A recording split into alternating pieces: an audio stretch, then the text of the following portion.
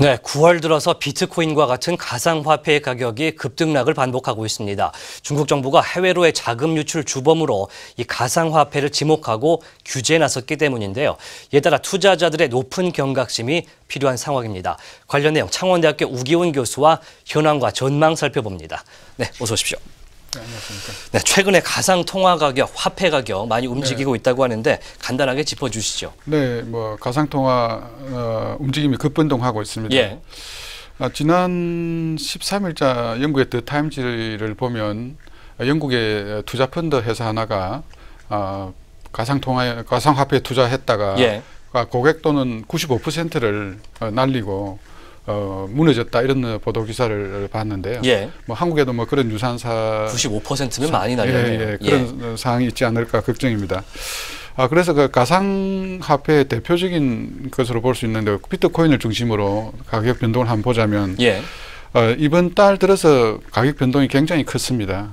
그러니까 9월 2일만 하더라도 비트코인 가격이 사상 최대치를 기록했죠. 예. 그러니까 4,901달러 42센트로 최고가를 기록했는데요.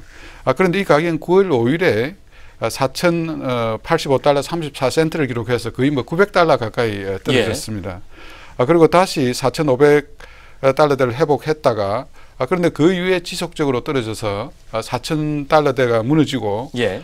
그리고 비트코인 투자자들이 심리적인 마지노선이라고 생각하고 있는 3,000달러 선에 근접한 3,154달러 95센트까지 하락을 했었죠. 예. 그래서 투자자들이 사실은 굉장히 경악을 했었는데요. 그런데 이제 15일에는 뭐 23.41% 급등해서 말하자면 뭐 롤러코스터 장세를 연출하고 있는 상황입니다. 네, 일단은 상한 제한폭이 없기 때문에 이렇게 롤러코스터를 뛰게 되면은 심리적으로 위축될 수밖에 없는데 이런 배경에는 그렇죠. 또 뭐가 있을까요? 그래서 이런 급등락 이유는 뭐 기본적으로는 그동안에 뭐 가상화폐가 너무 가격이 너무나 올랐기 때문에 경계심이 있었고 그리고 기본적으로 또 이런 것을 통제하는 데가 없다는 그런 어떤 불안감 때문이겠지만 예. 최근 가상 비트코인 급락 배경에는 두 가지 뉴스가 있었습니다. 그 하나는 중국 정부가 가상화폐에 대해서 규제를 한다는 소식. 예. 또 하나는 JP 모간 체이스의 CEO죠. CEO 제이미 디몬의 발언이 이런데 불을 붙였죠. 예. 그래서 먼저 가상화폐 시장의 이제 큰 손인 중국의 경우에 중국 정부가 지난 4일에 ICO 그러니까 신규 가상화폐 공개를 통한 펀드 레이징을 불법으로 규정하면서 한 차례 가격 하락이 있었습니다. 예. 그리고 이어서 지난 목요일에는 중국에 있는 가장 큰 비트코인 거래소인 BTC 차이나가 9월 말에는 거래를 중단할 것이라고 발표했습니다. 중단이요? 예, 예. 이러한 뉴스들이 뭐 비트코인 가격 하락을 촉진시키고 있습니다. 예. 그래서 이제 중국에서 이러한 어떤 움직임의 배경을 한번 살펴볼 것 같으면은 중국의 가상통화, 가상화폐 사업자들은 지난 1월부터 6월까지 거의 한 3억 9,400만 달러에 이르는 큰 돈을 ICO를 통해서 끌어모았고 예. 그런데 뭐 현지에서는 이런 어떤 사전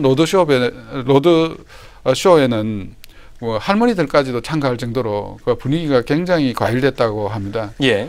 그런데다가 이제 중국 정부에서는 가상화폐를 뭐 돈 세탁이라든지 테러, 그다음 탈세, 자본 유출 수단 이런 것이 될 수 있다는 주목하고 또 이제 대책 회의도 있었다는 이야기입니다. 예. 이에 따라서 이제 보면은 다음 달에 공산당 회의가 계획돼 있지 않습니까? 그렇습니다. 그래서 이제 중국 정부에서는 경제적인 사회적 안정을 이제 보여주기 위해서도 이런 정지 작업이 필요하지 않았겠느냐 하는 그런 어떤 시각이 있고요. 네.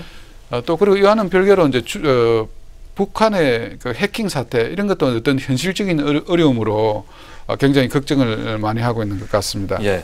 중국 정부의 규제들이 굉장히 불가피한 면이 많아 보이는데 중국 외의 다른 나라 사정들은 어떻습니까? 그런데 이제 그 규제는 일단 가상화폐 익명성을 어떻게 이제 보완할 것이냐 하는 문제와 예.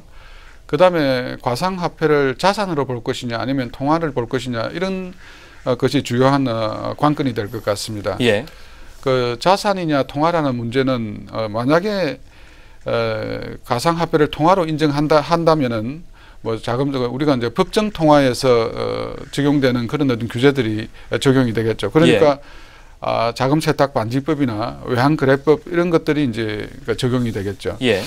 그래서 영국의 경우에는 이제 가상화폐를 개인화폐로 인정하는 많지 않은 나라 중에 한 나라입니다. 예. 그래서 거래자는 자금 세탁 방지법에 적용을 받고 따라서 거래자의 신분과 주거지 같은 것을 등록하도록 되어 있고요. 예. 그리고 이제 통화로 보기 때문에 부가세는 없는 걸로 알려져 있습니다. 예. 미국의 경우에도 이제 가상화폐를 자산 또는 파생 금융상품으로 보고 있고요. 그래서 가상화폐로 이제 자금을 조달할 경우에는 미 연방 증권법에 적용을 받도록 증권법을 적용합니다. 예. 그리고 일본의 경우에는 지난 3월에 가상통화의 합법 기능을 일부 인정하면서 뭐 법률 개정도 있었지 않습니까? 예. 그런데 지난 12일에 가상화폐를 통해서 얻은 수익을 잡수익으로 보고 잡소득으로 인정해서 과세를 하겠다 이런 얘기들이 나오고 있습니다. 네.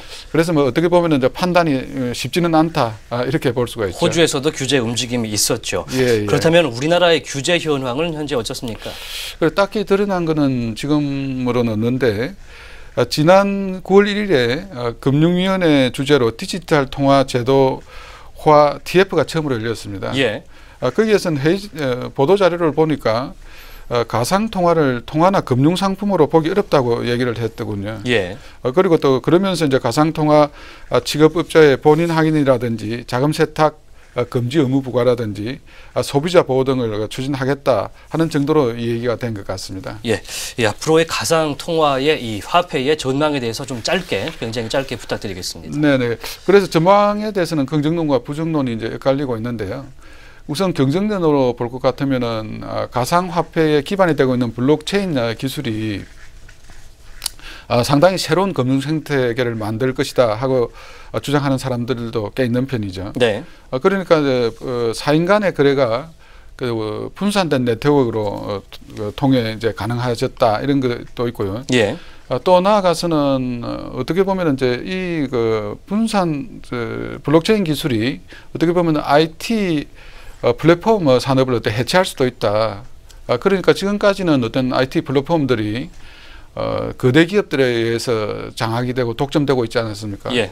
그래서 이런 것들이 앞으로 해체될 가능성도 있다 하면서 이제 상당히 중요하게 보고 있는 거죠. 네, 확실한 것은 이 화폐로서의 수단으로 확장되어 가고 있다. 이런 점들은 인정해야겠죠. 그런데 거기에 대해서는 조금 이제 한계점이 있다고 보여집니다. 예.